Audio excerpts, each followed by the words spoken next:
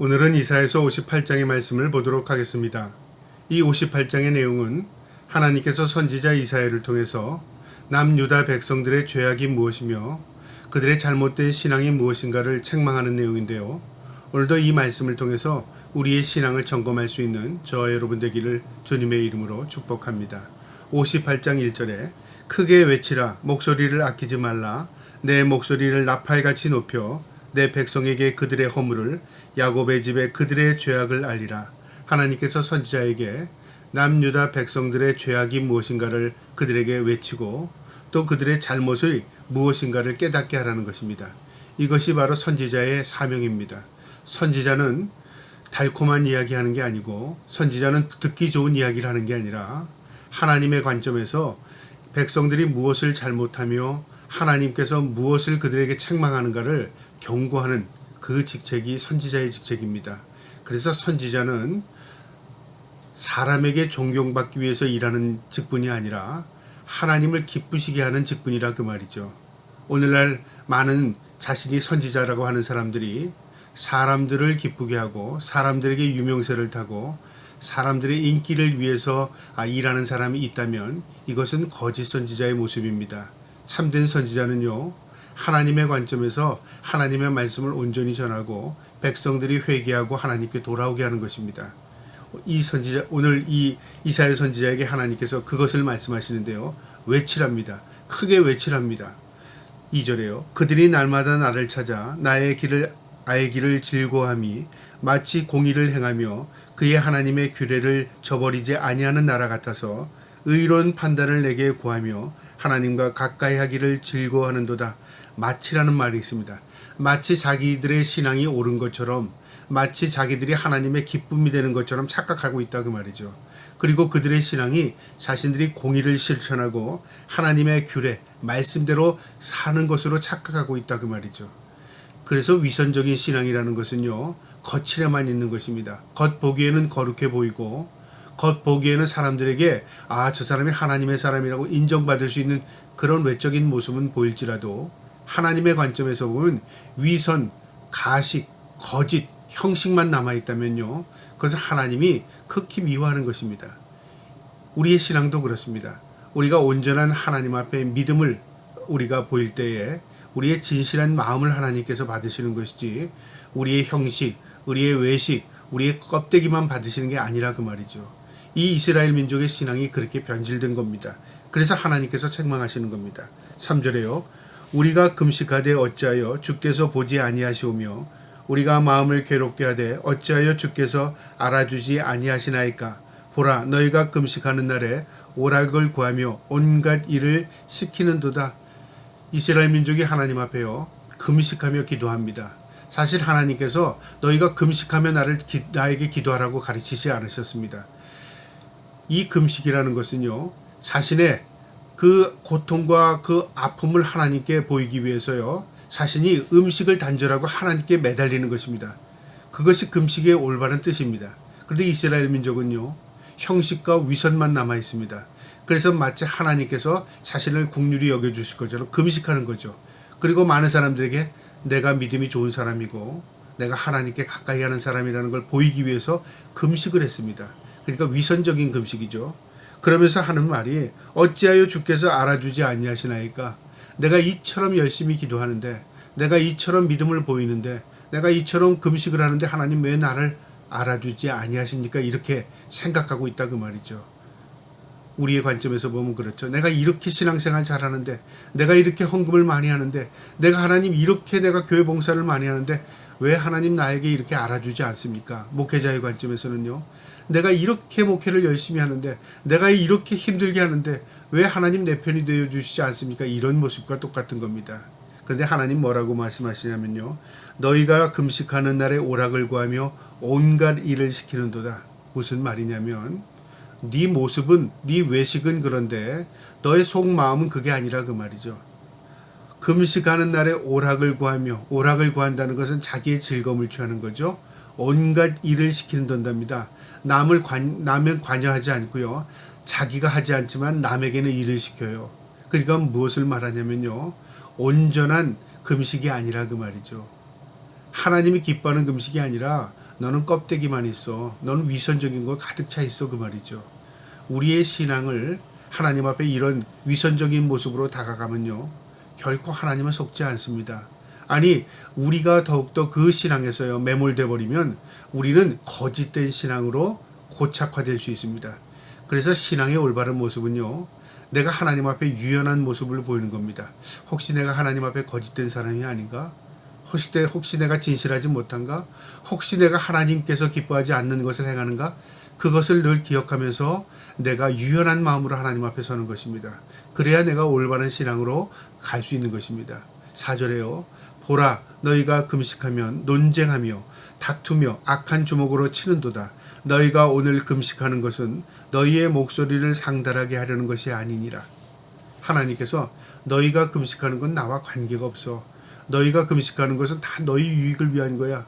너희가 금식하면서 논쟁하고 다투고 악으로 주먹으로 사람을 때리고, 다시 말하면 너희의 도덕적인 삶을 바라봐라.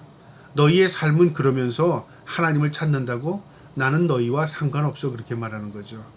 도덕적인 삶을 통해서 하나님 만날 수 있는 게 아닙니다. 그러나 비도덕적이면서 하나님을 찾는다는 것은 앞뒤가 맞지 않습니다.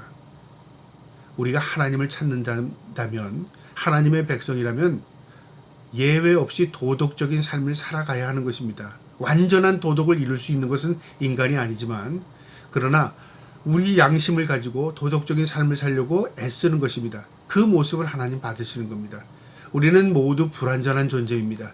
그러나 불완전하다고 나를 하나님께서 그냥 내 모습 이대로 하나님 나는 이렇습니다, 그게 아니라 오늘보다 내일이, 내일보다 모레가 더욱더 내가 성화되고 더욱더 거룩해지고 더욱더 정결해질 때에 하나님께서 우리의 모습을 기뻐하시는 겁니다. 변화의 신앙, 변화의 삶입니다. 5절에 이것이 어찌 내가 기뻐하는 금식이 되겠으며 이것이 어찌 사람이 자기의 마음을 괴롭게 하는 날이 되겠느냐.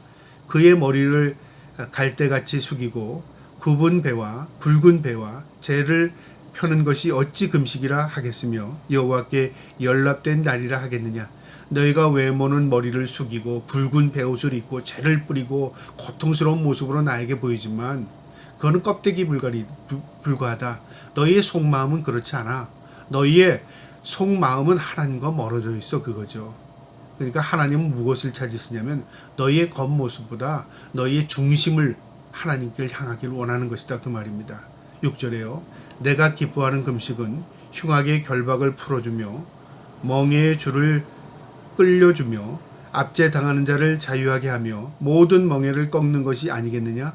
하나님이 기뻐하는 진정한 금식은 뭐냐면 흉악을 풀어주며 남에게 배려하고 멍에의 줄을 끌어주며 압제당하는 자를 유하게 하며, 그러니까 남을 위해서 봉사하고 남을 위해서 희생하고 남을 잘되게 하고 그 다음에 남에게 유익한 존재가 될 때 그것이 친정 하나님 앞에 올바른 금식이 된다. 그 말이죠. 그러니까 밥을 굶는 게 금식이 아니라 너의 삶의 구별이 금식이다. 그 말이죠. 너의 삶이 정결해질 때 그것이 밥 굶는 것보다 낫다. 그 말입니다.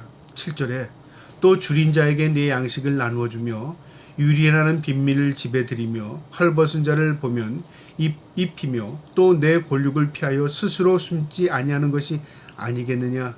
또 내 양식을 나눠주면 나는 굶을지라도 내가 금식하는 것으로 나눌 수 있다는 것, 또 내가 입을 수 있는 두 벌이 있다면 그것을 나누는 것으로, 그리고 나누고 베풀고 섬기고 하는 것, 이게 하나님이 기뻐하시는 것이다. 그 말입니다.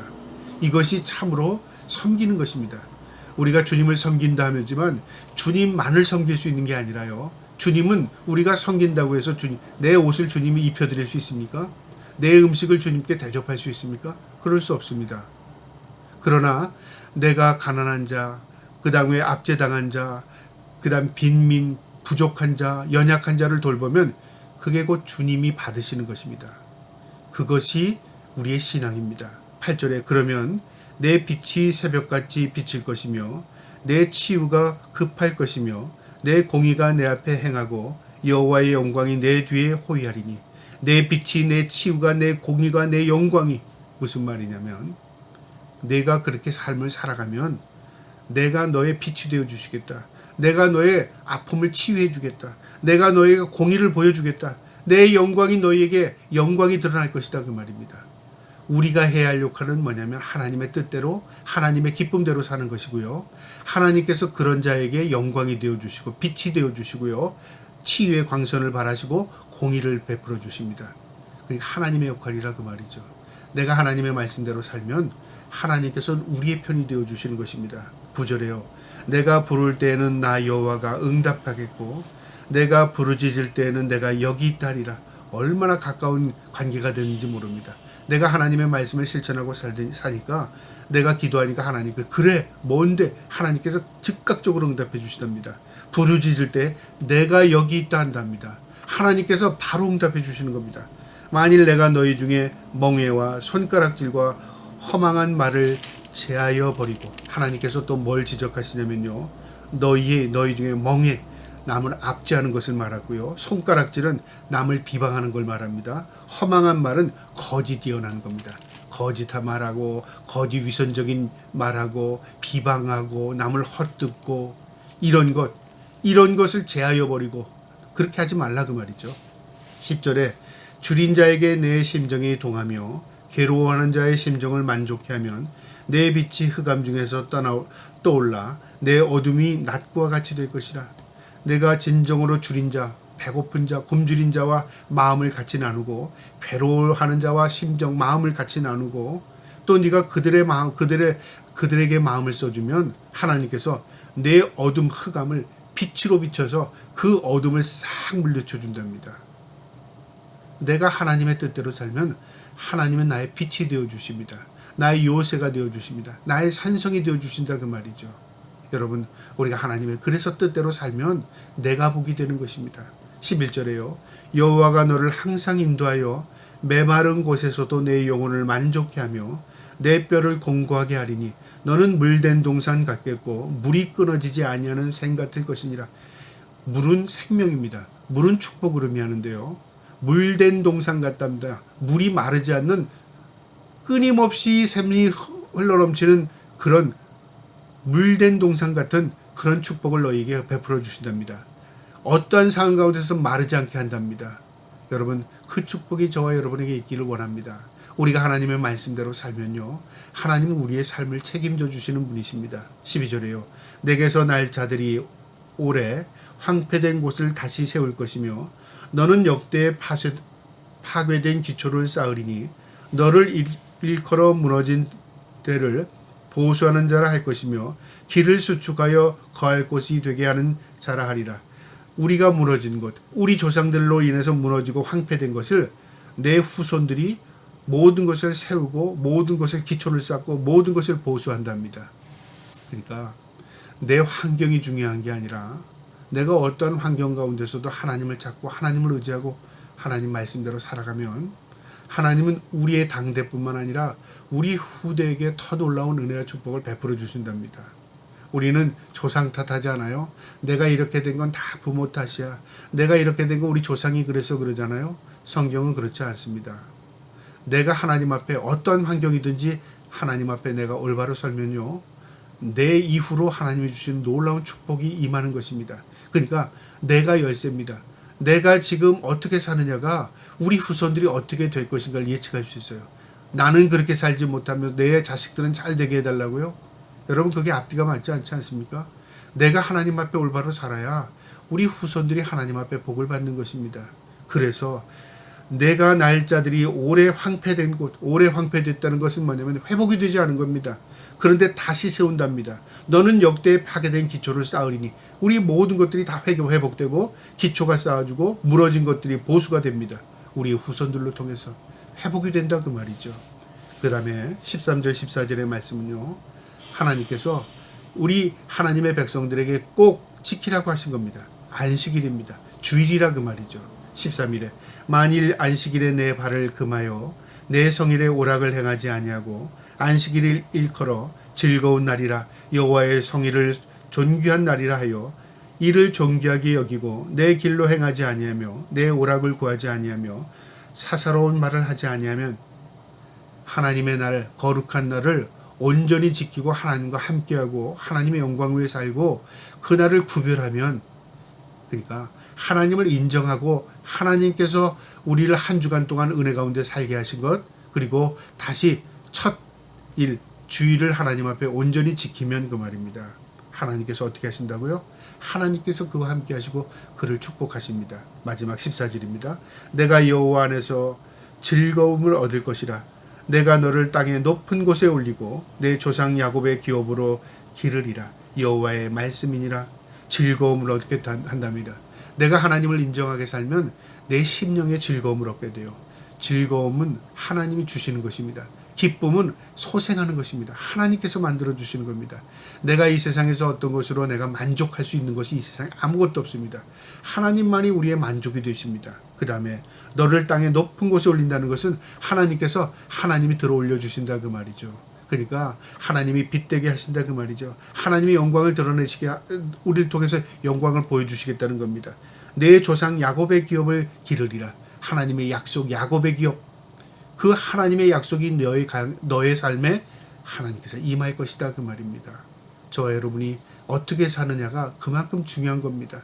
내가 하나님 앞에 순수한 마음으로 그리고 온전한 믿음으로 살아가고요. 하나님의 기쁨이 되면 하나님은 우리의 인생의 주인 되셔서 우리의 인생을 선한 길로 인도하시고 우리의 모든 것을 채워주십니다. 저와 여러분이 그런 인생, 그런 삶을 날마다 경험하며 살 수 있기를 주님의 이름으로 축복합니다. 아멘.